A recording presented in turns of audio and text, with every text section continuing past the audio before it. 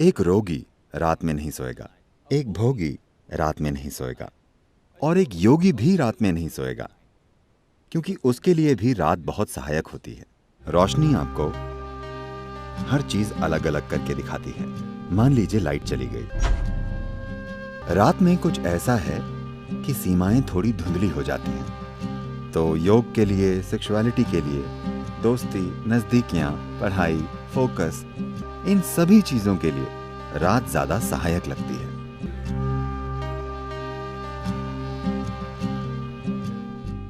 मेरा आपसे सवाल ये है कि ऐसा नहीं है कि मैंने अपने सोने और जागने का समय बदल लिया है और मैं दिन में सोती हूँ। बात बस ये है कि मैं न सिर्फ पढ़ाई बल्कि बाकी चीज़ें भी रात में ज़्यादा कुशलता से कर पाती हूँ। मैं रात में बहुत स्फूर्ति महसूस करती हूँ। इसकी वजह क्या है? धन्यवाद। शायद आप गलत देश में हो।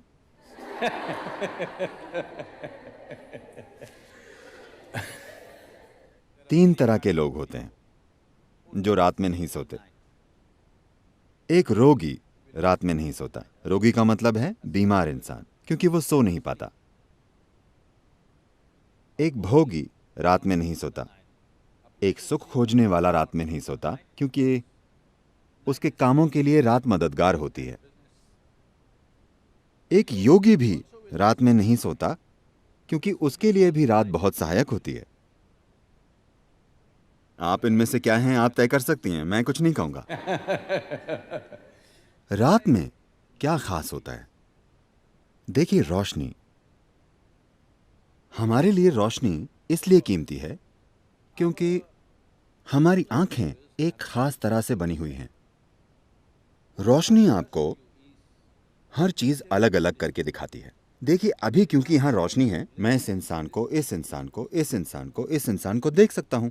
मान लीजिए लाइट चली गई और अंधेरा हो गया, मैं बस लोगों के झुंड को देख पाऊंगा। मैं इस इंसान को, इस इंसान को, इस इंसान को नहीं देख पाऊंगा। तो रात में कुछ ऐसा है कि रात में सीमाएं थोड़ी धुंधली हो जाती हैं। तो योग के लिए, सेक्सुअलिटी के लिए, दोस्ती के लिए, नजदीकियां, पढ़ाई, फोकस, इन सभी चीजों के लिए रात ज्यादा सहायक लगती है, क्योंकि रात में आपके और दूसरे के बीच का अंतर कम हो जाता है। सिर्फ इसलिए क्योंकि हमारी आंखें इस तरह से काम करती हैं। जहां रोशनी ना हो, वहां हमारे अनुभव में हर चीज मिलकर एक हो जाती है। तो एक योगी, एक भोगी और एक रोगी, ये तीनों रात का इस्तेमाल करते हैं। आप भी इसका इस्तेमाल कर सकती हैं। इसमें कोई समस्या नहीं है, जब तक कि आप क्लास में सोती ना हो। अगर आप क्लास में नहीं सोती तो ये चलेगा, इसमें कुछ गलत नहीं है। लेकिन आप इसे आजमा कर देखिए। क्या मैं कुछ साझा कर सकता हूं? मैं कुछ ऐसा था। जब मैं सोता था, मेरा स्कूल आमतौर पर सुबह 8:30 का होता था।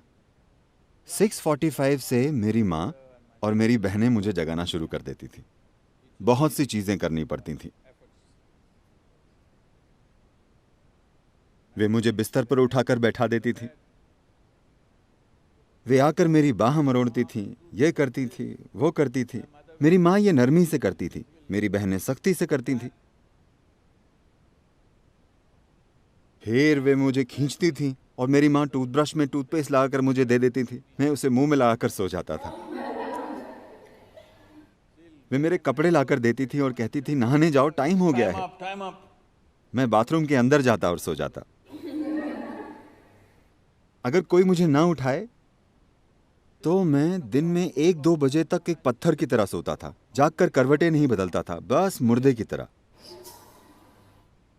लेकिन मैंने 12 साल की उम्र में योग करना शुरू किया।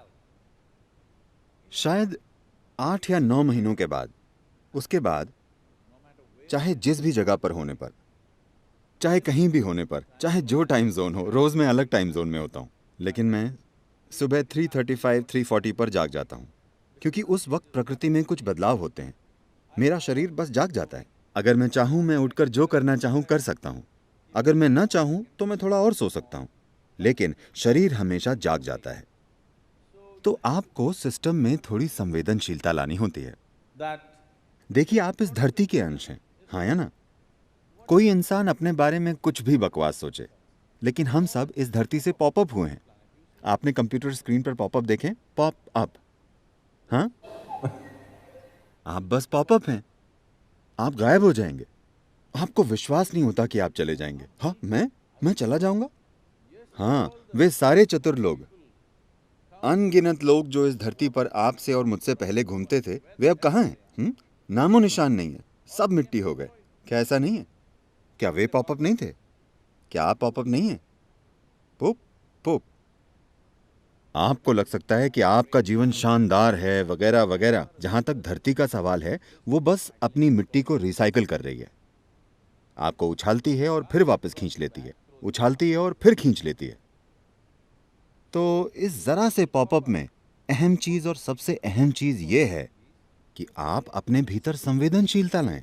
ऐसी संवेदनशीलता कि जीवन का हर आयाम आपके अनुभव में आ जाए। इससे पहले कि आप मर जाएं, क्या यह महत्वपूर्ण नहीं है कि आप इस जीवन को हर संभव स्तर पर अनुभव करें? है ना? हाँ, है ना? अनुभव का मतलब है, लोग सोचते हैं हमें हर दिन पार्टी करना है। नहीं नहीं, एक ही चीज आप कितनी बार करेंगे? इंसान के जीवन में खोजने के लिए बहुत कुछ है।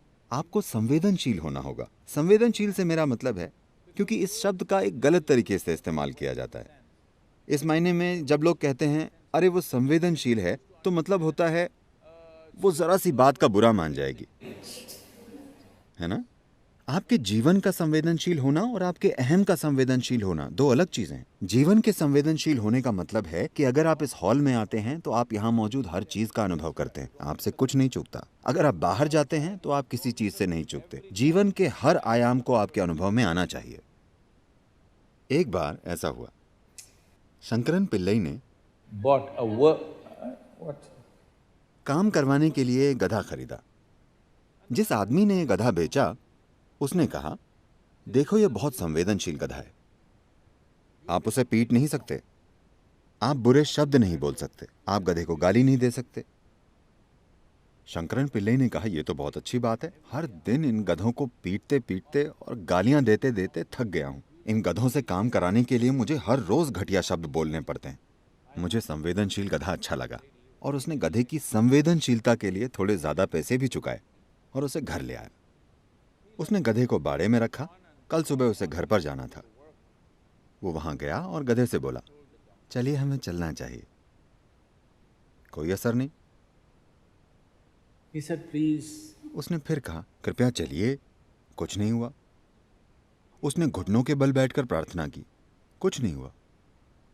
आपको उसे गाली नहीं देनी है, आपको उसे पीटना नहीं है। उसे कुछ समझ में नहीं आया तो वो उस आदमी के पास वापस गया जिसने गधा बेचा था। देखो, मैंने गधे से विनती की, गिड़गिड़ाया, प्रार्थना की, उस पर कोई असर नहीं हो रहा है। मुझे क्या करना चाहिए? उस आदमी ने कहा, ऐसा है, चलो मैं देखता हूं। और वो आया। उसने एक ऐसा मोटा डंडा उठाया, सिर पर जोर से मारा। फिर उसने डंडा फेंक दिया और कहा, चलो। गधा पीछे चल दिया। शंकरन पिल्लई आग बबूला हो गया। अरे बेवकूफ, तुमने कहा कि यह संवेदनशील गधा है, और जैसे तुमने इस जानवर को मारा है, मैंने अपने पूरे जीवन में किसी जानवर को नहीं मारा। वो बोला, नहीं नहीं नहीं, ये बहुत संवेदनशील है, लेकिन पहले तुम्हें उसका ध्यान खींचना होगा। तो संवेदनशीलता विकसित करने का मतलब है कि अगर आप अपनी आंखें बंद करें तो आप जान जाएं कि चांद अभी किस अवस्था में है, क्योंकि ये सब आपके शरीर में हो रहा है। हर दिन ये आपके सिस्टम में जाहिर हो रहा है। Every day it is playing in your system. Do you see if it's a full moon or a new moon, the entire ocean is coming up? क्या आपने ध्यान दिया है कि अगर पूर्णिमा या अमावस्या हो तो पूरा समुद्र उछलता है, ज्वार भाटा आता है ना? आप कभी समुद्र तट पर गए हैं या नहीं जाते? आप जाते हैं? लहरें उठती हैं। Yes. पूरा समुद्र ऊपर उठने की कोशिश कर रहा है। आपके शरीर का 72% पानी है। आपको लगता है कि कुछ नहीं उठता, ये उठता है। सूरज और चंद्रमा की हर स्थिति और कई चीजें जो धरती के साथ हो रही हैं, वो आपके साथ भी हो रही हैं। आपके जीवन को संवेदनशील बनना चाहिए, तभी आप जानेंगे कि आपके जीवन के हर पहलू को कैसे संभालें। संवेदनशील अहम मत बनाइए, अपने सामाजिक पहलू को संवेदनशील मत बनाइए। अगर आपके भीतर का जीवन संवेदनशील बन जाए और इस जीवन के साथ जो हो रहा है, अगर वो एक चीज आप जानते हैं, तो आप देखेंगे कि आपका जीपीएस ऑन हो गया है। तब कोई समस्या नहीं होगी, आप कभी खोएंगे नहीं। इससे कोई फर्क नहीं पड़ता कि कौन क्या कहता है, आप कैसे हालात में पहुंच गए हैं, आप कभी भटकेंगे नहीं, क्योंकि आपका जीवन संवेदनशील है। इस जीवन की बस यही जरूरत है कि इसे एक जीवन के रूप में संवेदनशील बनना है। अभी हमने एक ऐसा मनोवैज्ञानिक ढांचा विकसित कर लिया है जिसका जीवन से कोई लेना देना नहीं है। इसका थोड़ा सरोकार सामाजिक पहलू से है, पर जीवन से कोई लेना देना नहीं है।